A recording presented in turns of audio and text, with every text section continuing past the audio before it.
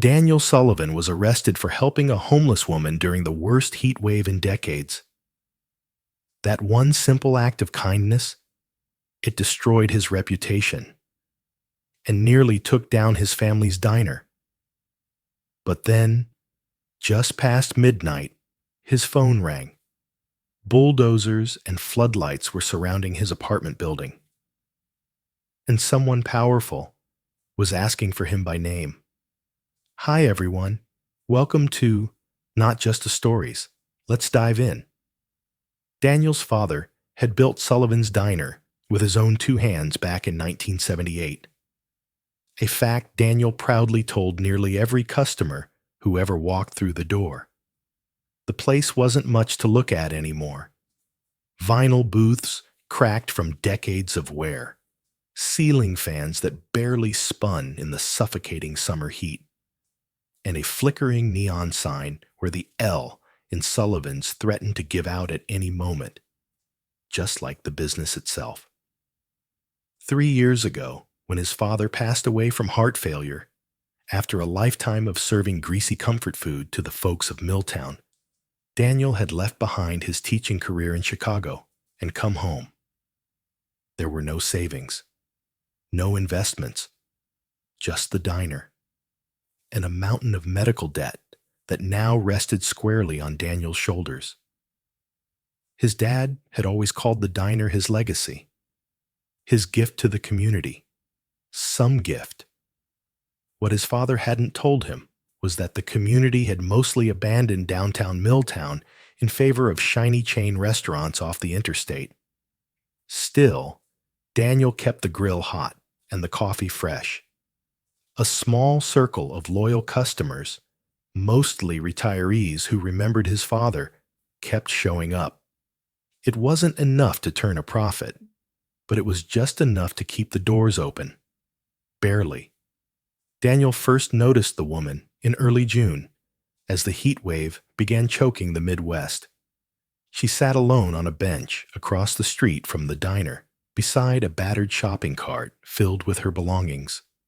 Most homeless people in Milltown drifted between shelters, the library, or anywhere with air conditioning during the day. But she stayed put, hour after hour in the brutal sun, like she was standing guard over something invisible. She looked to be in her 60s, with tightly pulled back silver hair that somehow remained neat despite her rough situation. Her clothes, though obviously worn, were clean. Her posture was alert. Her eyes, sharp and intelligent, seemed completely out of place for someone living on the street. On the third day of seeing her melt in the relentless sun, Daniel finally crossed the street with a large cup of ice water. She looked up, a little startled but composed. "Thought you might be thirsty," he said, offering the cup. Her hands, he noticed, were clean, fingernails trimmed short and neat. "Thank you," she replied, her voice steady, polished, like a librarian or maybe an old teacher. "I'm Daniel. I run the diner over there." "Evelyn," she said simply, and took a long drink. That was all they said that first day. But as the heat climbed past 100 degrees and stayed there, Daniel kept checking on Evelyn. A cup of water became a sandwich. A sandwich turned into an invitation to sit in the diner's back storeroom during the worst of the heat. Evelyn rarely talked about herself. She deflected personal questions with practiced grace, but she listened. And when Daniel spoke about his struggles with the diner, she offered business advice, practical, insightful, and sharp. Sometimes she read the newspaper he brought her, commenting on world events with surprising knowledge and context. Daniel became certain Evelyn hadn't always lived like this. The only item she guarded closely was an old, leather-bound notebook wrapped in plastic, always tucked under her shirt. Once, when he asked about it, she'd simply said, "Some memories are worth holding on to, even when you've let go of everything else." For 3 weeks, they kept this quiet routine, But then, Milltown's new mayor announced a downtown beautification initiative, a thinly veiled campaign to remove the homeless from the commercial district. Police patrols increased. Business owners were pressured to report loiterers. Daniel ignored it. He kept helping Evelyn. But others had noticed, particularly Gregory Nash, the owner of the upscale boutique next to the diner and president of the local business association. Nash had been trying to buy Daniel's building for years, claiming the eyesore diner was dragging down the block. On a blazing Tuesday afternoon, 104 degrees, Daniel was bringing Evelyn a sandwich and frozen water when Officer Brooks pulled up in his cruiser. "Afternoon, Mr. Sullivan," Brooks said, stepping out. He was new, young, ambitious, the kind of rookie that chased stats more than sense. "What have you got there?" "Just some lunch," Daniel said, continuing toward Evelyn. "Mind if I take a look?" Brooks asked, though it wasn't really a question. He stepped into Daniel's path. "It's a sandwich," Daniel said, growing annoyed. "Turkey on wheat.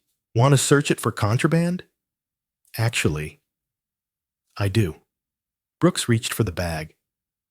"We've had reports of drug activity in the area." Daniel pulled back. "That's ridiculous. I'm feeding someone. It's 100 degrees out." A small crowd was starting to gather, and Gregory Nash stood in his boutique doorway, watching smugly. "Sir, hand over the bag," Brooks said, one hand resting near his holster.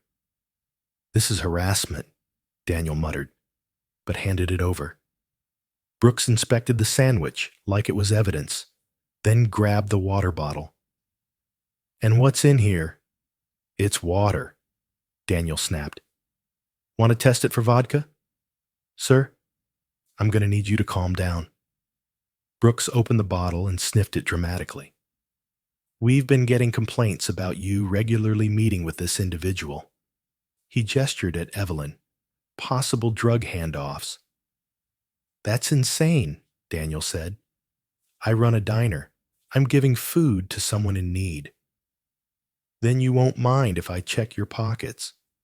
"Actually, I do mind." That sounds like something someone guilty might say. What happened next moved fast. Daniel tried to step past Brooks to get to Evelyn, who now looked pale, swaying in the heat. Brooks grabbed Daniel's arm. Daniel instinctively pulled back. And suddenly, he was face down on the hot sidewalk, arms wrenched behind his back.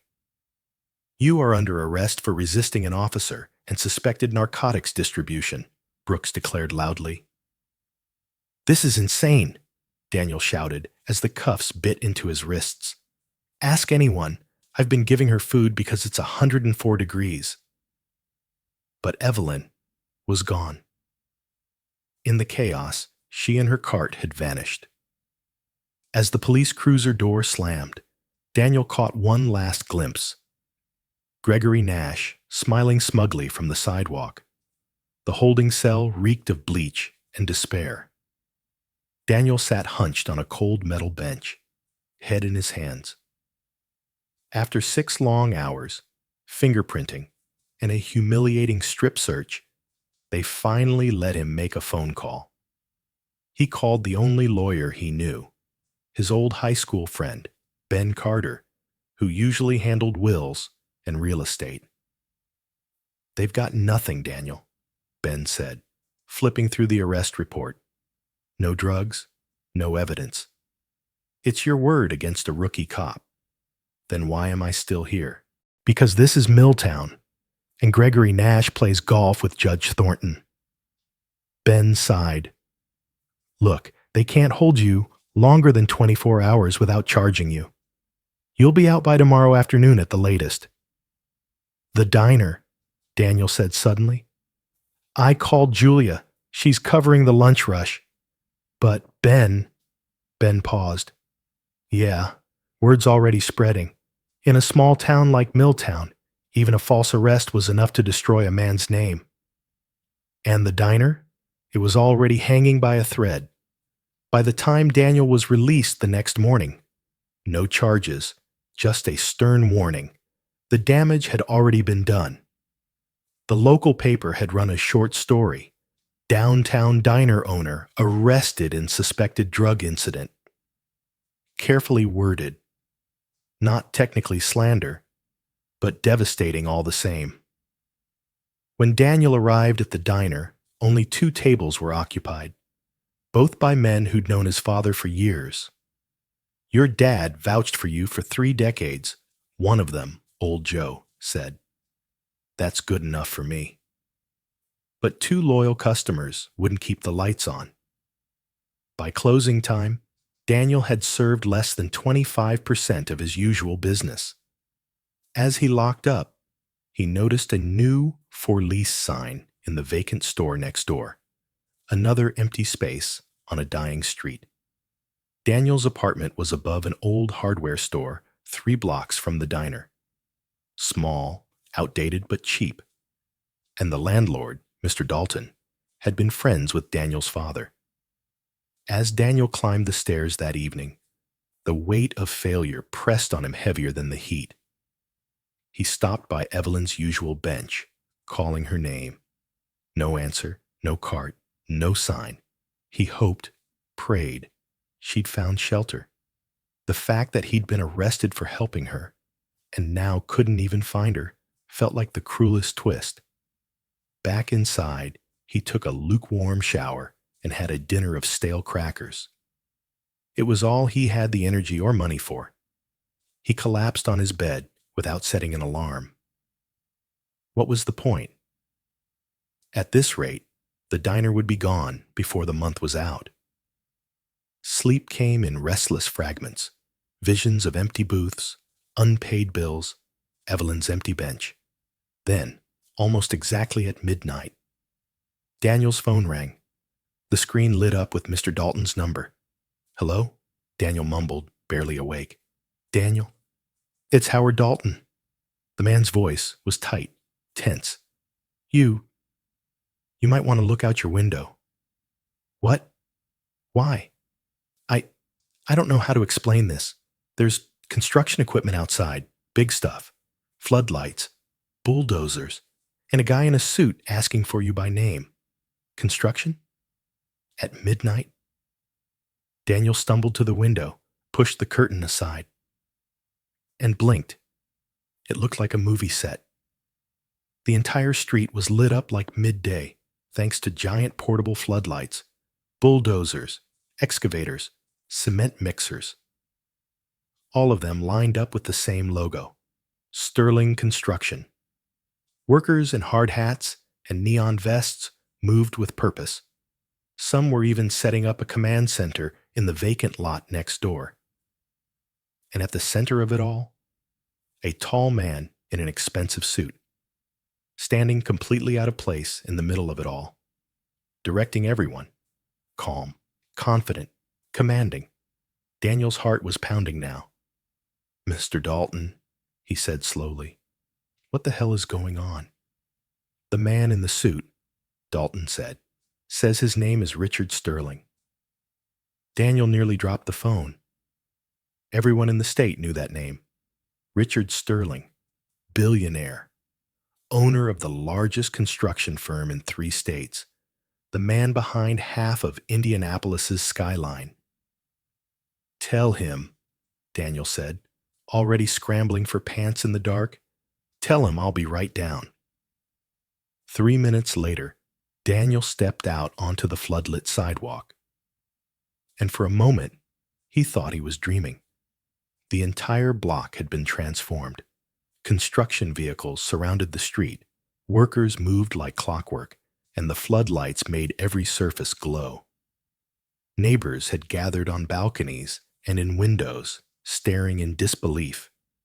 Even a police cruiser sat at the end of the block. But the officer inside seemed to be doing nothing but watching. The man in the suit turned as Daniel approached. A weathered face, sharp eyes, presence that filled the space around him. Daniel Sullivan? Yes. Daniel replied, automatically shaking the hand offered to him. Mr. Sterling, what is all this? Richard Sterling studied him for a beat before answering. You were arrested yesterday, he said, for helping a homeless woman, Evelyn Winters. He said it like a statement, not a question. Daniel nodded. Yeah, but how do you know her name? Because I've been searching for Evelyn Winters for 7 years, Sterling said. Daniel's mouth opened slightly, confusion mounting. Why? Sterling nodded toward a sleek black SUV parked nearby. Let's talk in private. Still dazed, Daniel followed him into the vehicle. Inside, the air conditioning was cool, the leather seats soft, and the chaos outside felt like another world. Sterling pressed a button. Privacy glass slid into place. And then, without pause, he began. 7 years ago, my daughter, Claire, was working one of my job sites during a college internship. She wanted to learn construction from the ground up. There was an accident. A support beam collapsed. She was impaled by rebar and bleeding out. Daniel swallowed, already chilled despite the heat. I'm sorry, he said softly. The on-site medics said she wouldn't survive. But there was a volunteer doctor there that day, someone from a mobile medical outreach program. He paused. That woman was Evelyn Winters. Daniel stared. She's a doctor? Not just a doctor, Sterling said quietly. She was one of the most gifted trauma surgeons in the country. And that day, she saved Claire's life in the dirt with nothing but a first aid kit and her hands. She did what no one else could. Daniel thought of Evelyn's calm voice, her composed posture, her clean hands. It suddenly all made sense. What happened to her? Sterling looked down. After Claire recovered, I tried to find Evelyn to thank her, to help her, but she was gone. Years later, I found out she'd had a breakdown. She'd started showing up to work drunk, erratic. No one knew how to handle it, so they took her license and she disappeared again. Until yesterday, Daniel said slowly. Exactly, Sterling confirmed. Your arrest hit the local paper. There was a photo. She was in the background. Daniel nodded slowly, remembering the crowd that gathered as Officer Brooks cuffed him. So, all of this, he gestured toward the floodlit chaos outside, is for her? Partly, Sterling replied, but also for you. Me? Daniel frowned. Do you know what the heat index was when you were arrested yesterday? 115th. And you were tackled to the ground for giving food and water to a homeless woman, a doctor, a woman who saved my daughter's life. Sterling's voice tightened. I've spent years trying to repay a debt. And instead, I find the woman who saved Claire living on the streets, while decent people like you are being punished for showing her kindness. Daniel stayed silent. There were no words. So I made some calls, Sterling continued. Learned about your diner, your dad, what this town's become, how the business association is more interested in flower pots than people. And now, you're building something? Daniel asked, still trying to make sense of it all. A small smile flickered across Sterling's face. By sunrise, every news outlet in the state will be here. Headline billionaire launches emergency project in small town after Good Samaritan's arrest. We've already filed the permits with the state, bypassing your local zoning board entirely. What are you building? A medical clinic? Sterling said. Free care for the homeless and uninsured. Right in the empty lot next to your building. He paused. And if she's willing. I want Evelyn to run it. Daniel stared, overwhelmed. I appreciate this, but my diner. I barely have enough customers to stay open after what happened. That's why I'm offering you a contract, Sterling said. Guaranteed minimum monthly orders from the clinic. Enough to stabilize your business. Think of it as a partnership. A way to rebuild your reputation. Not charity, Daniel. Business. And maybe a little justice. He handed Daniel a sleek business card. My lawyers will call you tomorrow. Daniel looked down at the card, stunned. And Evelyn? Where is she now? At the hospital, Sterling said. She collapsed after your arrest, but someone called an ambulance. She's recovering. Guilt hit Daniel like a wave. Is she going to be okay? Physically, yes.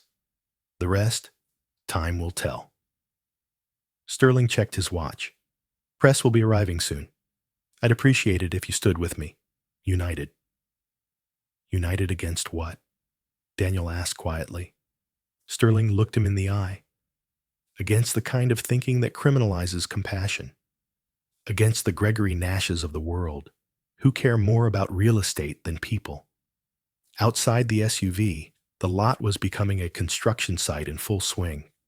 Trucks, crews, energy, momentum. And a small crowd was gathering to watch. Daniel thought of his father, who built the diner as a place where anyone could get a meal and a little dignity. He thought of Evelyn, who saved a life and lost everything. He thought of how one small act of kindness had started all of this. He looked at Sterling. I'll stand with you, he said at last. Sterling nodded. Good. And tomorrow? We begin changing the story this town tells about itself. As they stepped out of the SUV, Daniel heard the roar of bulldozers. The night still burned with heat. But for the first time in weeks, Daniel felt hope. As Daniel stepped out into the floodlit street, the surreal scene hit him all over again. Bulldozers roared. Workers shouted. Steel clanged. But beyond it all, something had shifted. Across the barricade, Gregory Nash stood red-faced, arguing with a security guard, trying desperately to get past. Not far behind him, Officer Brooks was speaking with a woman in a blazer, her notepad open. Clearly a reporter. Brooks's face had gone pale. Daniel took it in silently. For the first time since his arrest, he felt the momentum was no longer against him. He looked toward the diner. Small, old, fading, but still standing. His phone buzzed in his pocket. A message from Julia. News crew's here. Want me to open the place? Daniel smiled. Absolutely, he texted back. As the sun began to rise, the town of Milltown woke up to something it hadn't seen in years. Headlines, cameras, action. Reporters flooded in, photos snapped. The new clinic project was all anyone could talk about, and Daniel stood beside Richard Sterling, shaking hands in front of a massive banner. Building compassion. Rebuilding community. The diner, once nearly empty, filled up by mid-morning. Curious locals, old customers, new faces, all wanting to see the man who stood up for what was right. At the back booth, old Joe gave Daniel a nod and lifted his coffee mug. Your dad would be proud. Daniel nodded, swallowing the lump in his throat. By noon, a camera crew was inside, filming a segment about a small-town diner that refused to look away. And outside, Sterling stood, giving interviews. While across the street, Gregory Nash stormed off in defeat, unable to spin the story in his favor. That afternoon, Daniel drove to the hospital. Evelyn was resting, her cheeks still pale from heat exhaustion. But her eyes lit up when she saw him walk through the door. I was worried, Daniel said softly. I know, she replied. I heard everything. He sat beside her. Sterling wants you to run the clinic. Evelyn looked down, silent for a long time. I don't know if I can, she said at last. You already did, once, Daniel said. You saved his daughter's life. You've got nothing left to prove, but maybe something left to give. A long pause. Then Evelyn gave the smallest nod. Then we do it together, she whispered. And so they did. By the end of the week, the diner had tripled its business. Construction on the clinic went on night and day. Local politicians tried to take credit. But everyone knew who started it. Not a billionaire, not a mayor, a man who gave a sandwich and a bottle of water and refused to back down. Sometimes, standing up for what's right comes at a cost. But sometimes, it brings a community back to life. And sometimes, a little kindness becomes the spark that changes everything. Love this story? Tap that like button, subscribe for more stories that matter, and don't forget to watch the next video on your screen. You won't believe where that story goes. See you in the next one.